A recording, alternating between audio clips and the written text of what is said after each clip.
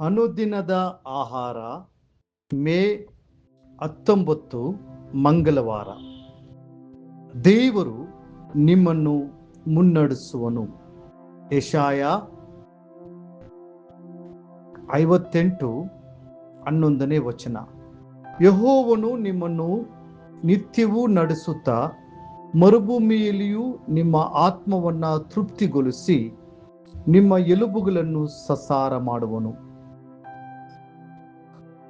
ಬಿರುಗಾಳಿಗಳು ಎಷ್ಟೇ ಭೀಕರವಾಗಿದ್ದರೂ, ನಿಮ್ಮ ಜೀವನದಲ್ಲಿ ಎಷ್ಟೇ ಸಮಸ್ಯೆಗಳು ಅಥವಾ ಹೋರಾಟಗಳು ಎದುರಾದರೂ, ನಮ್ಮ ಕರ್ತನು ನಿಮ್ಮನ್ನು ಮುನ್ನಡೆಸುವನು. ಆತನು ದಿನಾಲೂ ನಿಮ್ಮನ್ನು ಪ್ರೀತಿಯಿಂದ ಮತ್ತು ನಂಬಿಗಸ್ತಿಕೆಯಿಂದ ಮಾರ್ಗದರ್ಶಿಸುವನು. ಮಹಾ ಬರಗಾಲದ ಸಮಯದಲ್ಲೂ ನಿಮ್ಮನ್ನು ಮುನ್ನಡೆಸುವುದಾಗಿ ಆತನು ವಾಗ್ದಾನ ಮಾಡಿದ್ದಾನೆ. ಕೆಲಸ ಕಳೆದುಕೊಂಡಿದ್ದಕ್ಕೆ ನೀವು ಚಿಂತಿಸುತ್ತಿದ್ದೀರಾ? ಸಾಲದ ಹೊರೆಯಿಂದ ಕುಗ್ಗಿದ್ದೀರಾ? ಭವಿಷ್ಯವು ಅನಿಶ್ಚಿತವಾಗಿ ಕಾಣಿಸುತ್ತಿದೆಯೇ? ನಿಮ್ಮ ಕೈಯನ್ನು ನಮ್ಮ ಕರ್ತನ ಕೈಯಲ್ಲಿ ಇಡಿರಿ. ಆತನು ಖಂಡಿತವಾಗಿಯೂ ನಿಮ್ಮನ್ನು ಮುನ್ನಡೆಸುವನು. ಆತನ ಮಾರ್ಗಗಳು ಅದ್ಭುತವಾದವುಗಳು. ದೇವರ ಮಾರ್ಗಗಳು ಮಾನವನ ಗ್ರಹಿಕೆಗೆ ನಿಲುಕದವುಗಳಾಗಿವೆ. ಆತನು ಮಹತ್ತಾದ ಹಾಗೂ ಗ್ರಹಿಸಲಾಗದ ಕಾರ್ಯಗಳನ್ನು ಮತ್ತು ಎನಿಸಲಾಗದಷ್ಟು ಅದ್ಭುತಗಳನ್ನು ಮಾಡುತ್ತಾನೆ. ಆತನು ಅರಣ್ಯದಲ್ಲಿ ದಾರಿಯನ್ನು ಉಂಟು ಮಾಡಬಲ್ಲನು, ವನ ನೆಲದಲ್ಲಿ ನದಿಗಳನ್ನು ಹರಿಸಬಲ್ಲನು ಮತ್ತು ಅಸಾಧ್ಯವಾದ ಸಂದರ್ಭಗಳ ಮೂಲಕ ನಿಮ್ಮನ್ನು ಮುನ್ನಡೆಸಬಲ್ಲನು. ನಮ್ಮ ತಂದೆಯವರಾದ ಸಭಾಪಾಲಕರಾದ ಸ್ಯಾಮ್ ಜೆಬುದರೆ ಅವರು ಹೆಚ್ಚಾಗಿ ತಮ್ಮ ಸ್ನೇಹಿತರೊಬ್ಬರ ಬಗ್ಗೆ ಮಾತನಾಡುತ್ತಿದ್ದರು. ಯಾರಾದರೂ ಅವರ ಬಳಿ ಬಂದು ತಮ್ಮ ಸಮಸ್ಯೆ ಬಗ್ಗೆ ಮಾತನಾಡಿದರೆ ಅವರು ಆ ಸಮಸ್ಯೆಗೆ ಎಂದಿಗೂ ಪ್ರಾಮುಖ್ಯತೆಯನ್ನ ಕೊಡುತ್ತಿರಲಿಲ್ಲ.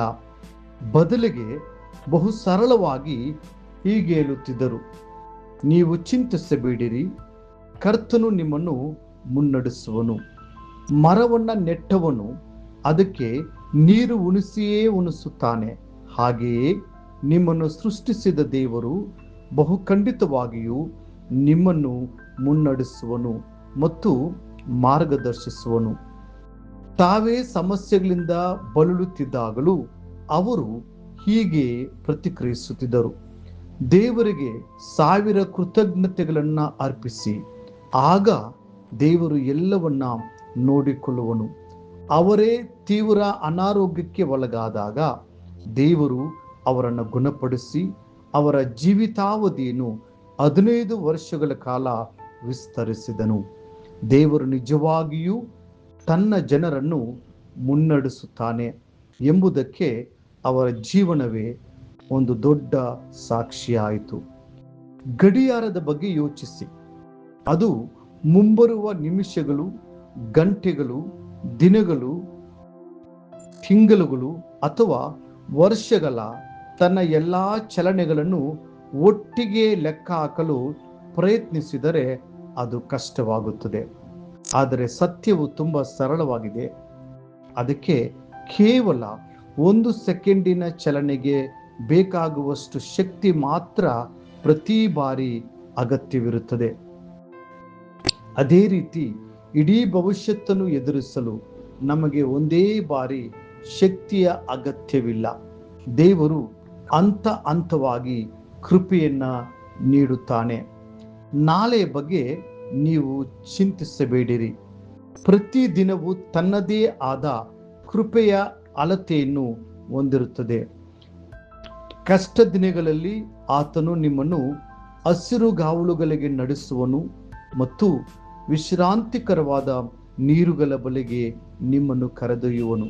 ಪ್ರೀತಿಯ ದೇವರ ಮಕ್ಕಳೇ, ಕರ್ತನು ನಿಮ್ಮ ಪ್ರಯಾಣದ ಪ್ರತಿಯೊಂದು ಹೆಜ್ಜೆಯನ್ನು ಮಾರ್ಗದರ್ಶಿಸುತ್ತಿದ್ದಾನೆ. ಆತನನ್ನು ನಂಬಿರಿ. ಆತನು ನಿಮ್ಮನ್ನು ಸುರಕ್ಷಿತವಾಗಿ ಮುನ್ನಡೆಸುತ್ತಾನೆ. ಮುಂದಿನ ಅಧ್ಯಯನಕ್ಕಾಗಿ ದೇವರ ವಾಕ್ಯ. ನಿನ್ನ ಚಿತ್ತದಂತೆ ನಡುಕೊಳ್ಳುವುದನ್ನು ನನಗೆ ಕಲಿಸು. ನನ್ನ ದೇವರು ನೀನಲ್ಲವೋ? ಶುಭಕಾರಿಯಾಗಿರುವ ನಿನ್ನ ಆತ್ಮನು ನನ್ನನ್ನು ಮಟ್ಟ ನೆಲದಲ್ಲಿ ನಡೆಸಲಿ. ಕೀರ್ತನೆ 143 10ನೇ ವಚನ. ಈ ದಿನ ಓದುವ ದೇವರ ವಾಕ್ಯ. ಮುಂಜಾನೆ 1 ಪೂರ್ವಕಾಲ ವೃತ್ತಾಂತ 7, 8, 9 ಅಧ್ಯಾಯಗಳು. ಸಂಜೆ ಯೋಹಾನ 6ನೇ ಅಧ್ಯಾಯ 22ರಿಂದ 44. ದೇವರು ನಿಮ್ಮನ್ನು ಆಶೀರ್ವದಿಸಲಿ.